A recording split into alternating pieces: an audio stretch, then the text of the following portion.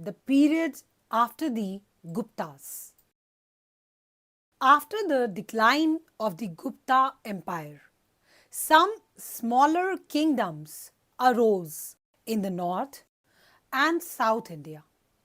Among them, the prominent ones were the kingdom of Harsha in the north and that of the Chalukyas in the Deccan and Pallavas in South India. Harshvardhana, the first ruler of Vardhana dynasty, was Prabhakar Vardhana. His capital was Thaneshwar, Thanesar. He was succeeded by Rajyavardhana, who was cunningly murdered by the ruler of Bengal, Shashank. After his death at the age of 16 years, Harshvardhana ascended the throne in 606 AD and ruled till 647 AD.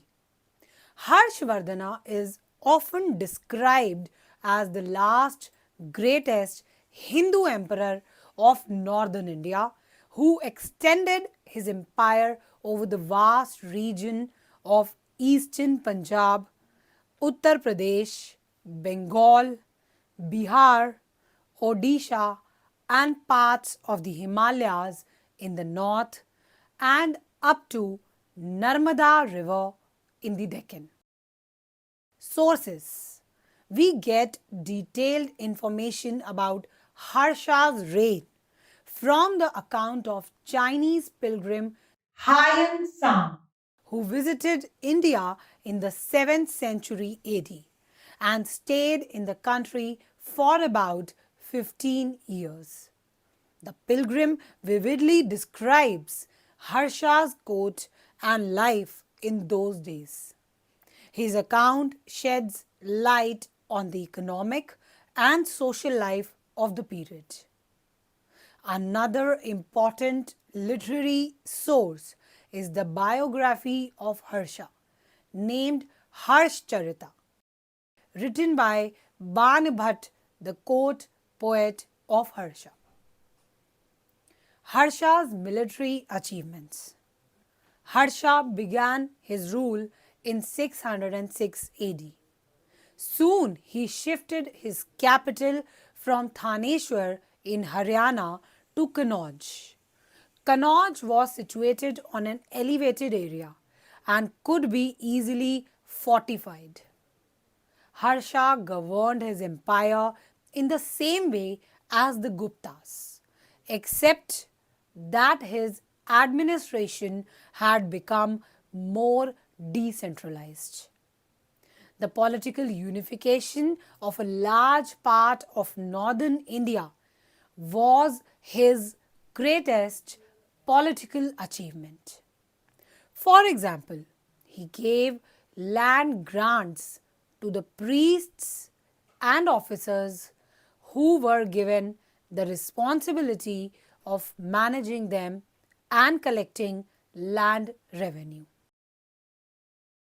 The Chalukyan king Pulakeshin II of Vatapi or Badami in Karnataka stopped Harsha's powerful army while he was marching into the Deccan.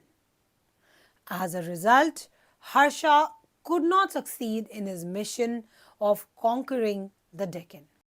Social condition.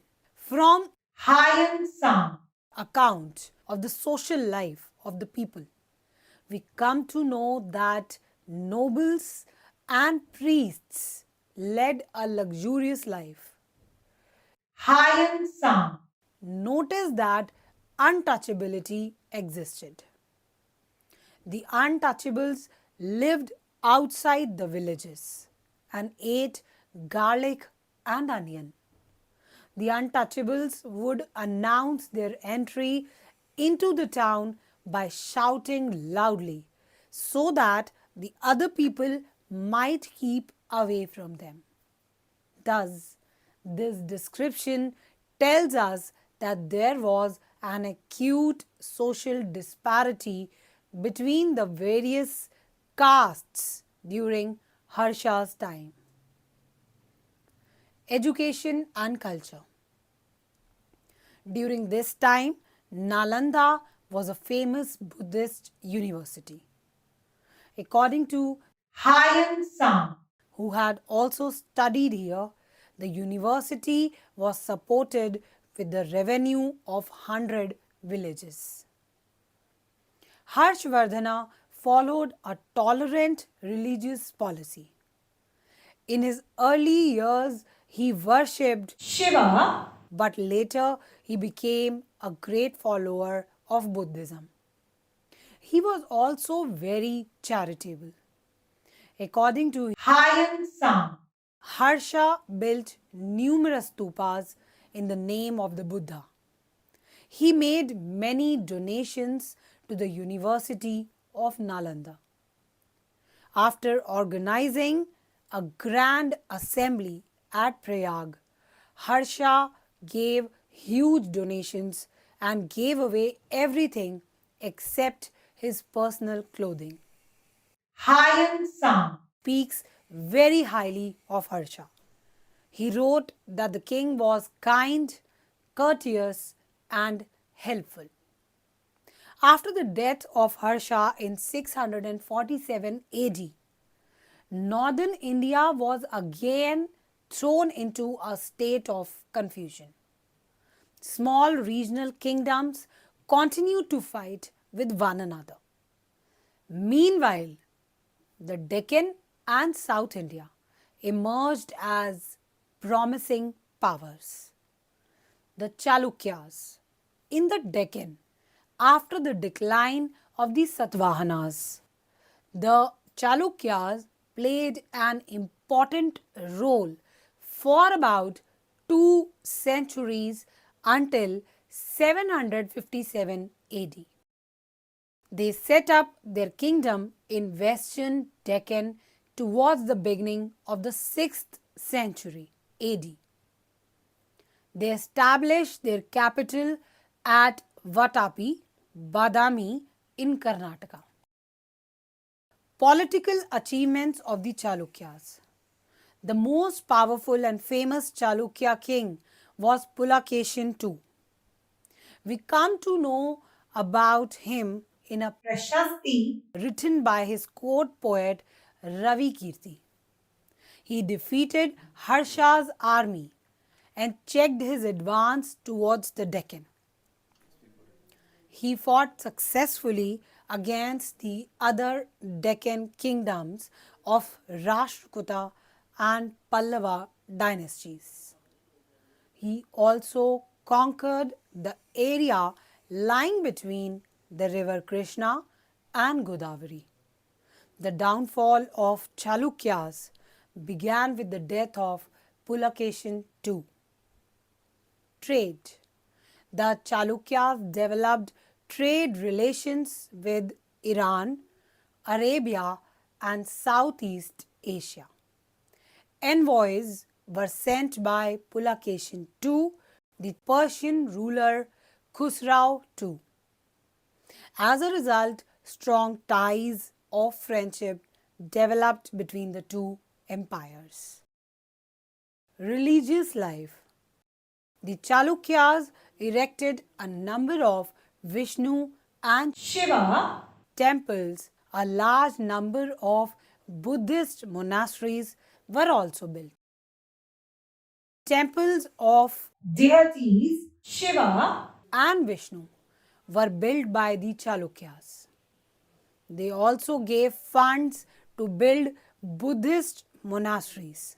This showed that they practiced the policy of religious tolerance. The Chalukyas also patronized cave paintings. The excellent Ajanta paintings were mostly completed during the Chalukyas' reign. The Pallavas. In the 6th century AD arose another powerful dynasty called the Pallavas. They controlled both southern Andhra and northern Tamil Nadu.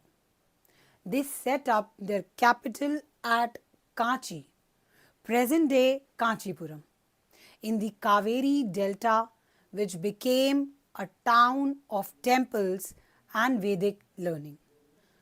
The two great rulers of Pallava dynasty were Mahendravarman and Narasimhavarman I. Although both the Pallavas and the Chalukyas supported Hinduism, performed Vedic sacrifices, and gave donations to the Brahmanas, they quarreled with each other for wealth, territory, and prestige. Both tried to establish supremacy over the land lying between the rivers Krishna and Tungabhadra. Their struggle for political power continued till the middle of the 8th century AD. After that, their power declined. The Pallavas' administration. In the Pallava kingdom, power and responsibility was given to the local people to manage their own affairs and problems. From the inscriptions of the Pallava period, we come to know that there were a number of local assemblies in the kingdom. Sabha was an assembly of the Brahmana landowners. Ur was a village assembly of the non-Brahman landowners. Nagaram was an exclusive association of the merchants. In the village, these local assemblies were divided into sub-committees which looked after important activities like irrigation, agriculture, roads, temples, etc. The participation of the local people was a unique democratic feature of these assemblies. Art and architecture. The Pallava kings constructed a number of stone temples of Lord Shiva and Lord Vishnu. The most famous of them are the seven Rath temples found at Mahabalipuram, about 65 kilometers from Chennai. These were built in the 7th century by Narasimhavarman, who founded the port city of Mahabalipuram. This city is also famous for the Shore temple. The Raths of Mahabalipuram are in the form of chariots cut out of blocks of stone. There are 9 Raths, 5 such Raths of which are named after the Pandavas and Draupadi. The Pallavas also constructed the famous Kailashnath temple at Kanchi.